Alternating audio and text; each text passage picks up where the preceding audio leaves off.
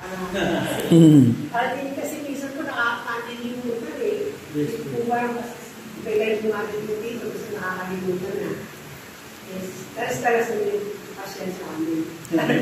Para nagkakakilala po ako. Isang kasi hindi na nagkakilala eh. Okay, ang ating mga po community eh, lalo po, sabi nga po, may mga trials, pero hindi naman po gano'n. Ako naman po ay nahalal lang yung December. Bago pa lang po mainit na mainit.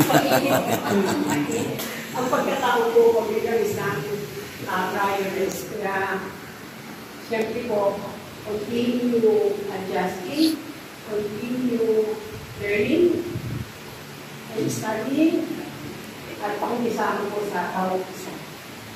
Bila po, maraming salamat po.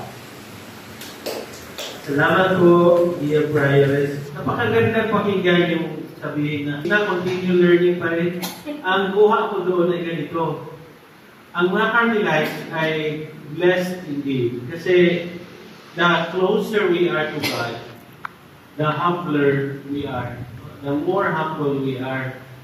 Yun nga, siguro kung yung iba nun, hindi sila POC, magsasabi, dami ko ng karanasan, dami ko ng achievements, dami ko ng mga naiambag sa society at saka sa simbahan.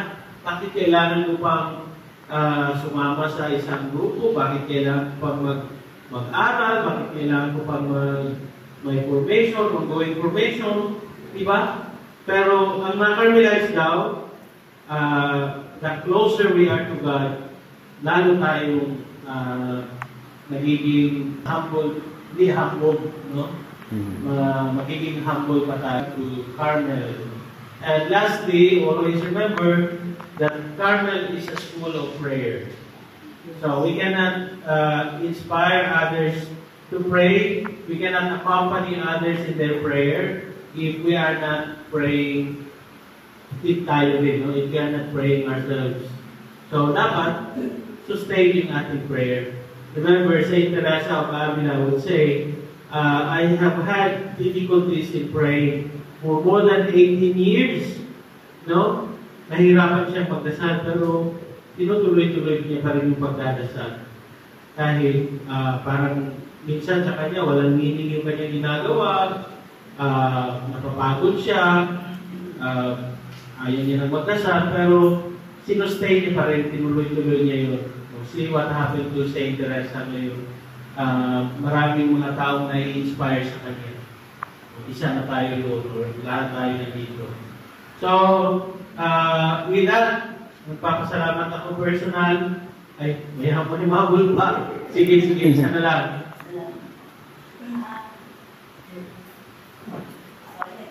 Youngest ba po? Youngest? Hindi. One of the youngest. Second. Kasi po, ako yung nag-invite sa lima, no? So, usually doctors, wala akong problema mag-invite ko. Meron pa bang mga na-i-invite, iba nung sa secretary ko, tapos may iba pang friends. Ang problema, ang sasabihin nila sa akin, pang mayaman lang yan, kasi totoo naman po, marami kami contribution. Lagi tayong may contribution dito. Tapos, donation, nagpapasponsor.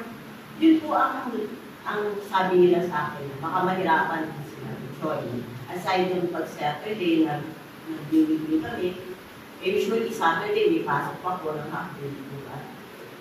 Ayun po. Tapos, meron pa po ako isang friend na, siya, bakla.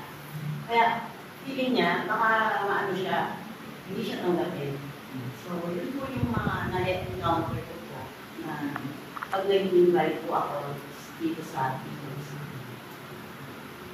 Sige po. Pag mga usaping sino ang tatanggapin, ano ang isasagot pag sinabing pag mayaman na lang, kung ano man ang sinasabi, ginagawa ni Father Val ay yun na rin yung aming mga sagot sa inyo.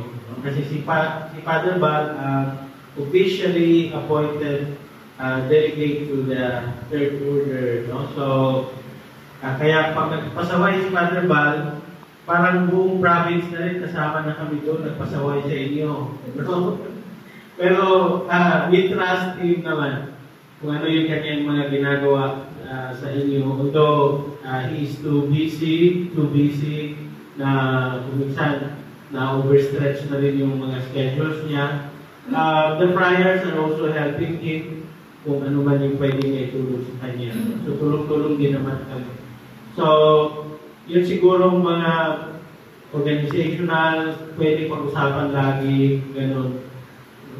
Anyway, pag manarinig niyo yung ano na, uy, pang mayaman lang yan. Siyempre, sabihin niyo, mayaman kami. Mayaman kami kahit sa Diyos. No? Mayaman kami sa Diyos, sa puso. Pwede rin naman tumanggap ng mga, sa kapag nag-contribute siguro, pag-usapan niyo sa community kung sino yung medyo may kayang-kayang konti, medyo laki-laki na contribution. Nasa pag-uusap ng community yun, di ba? Anyway,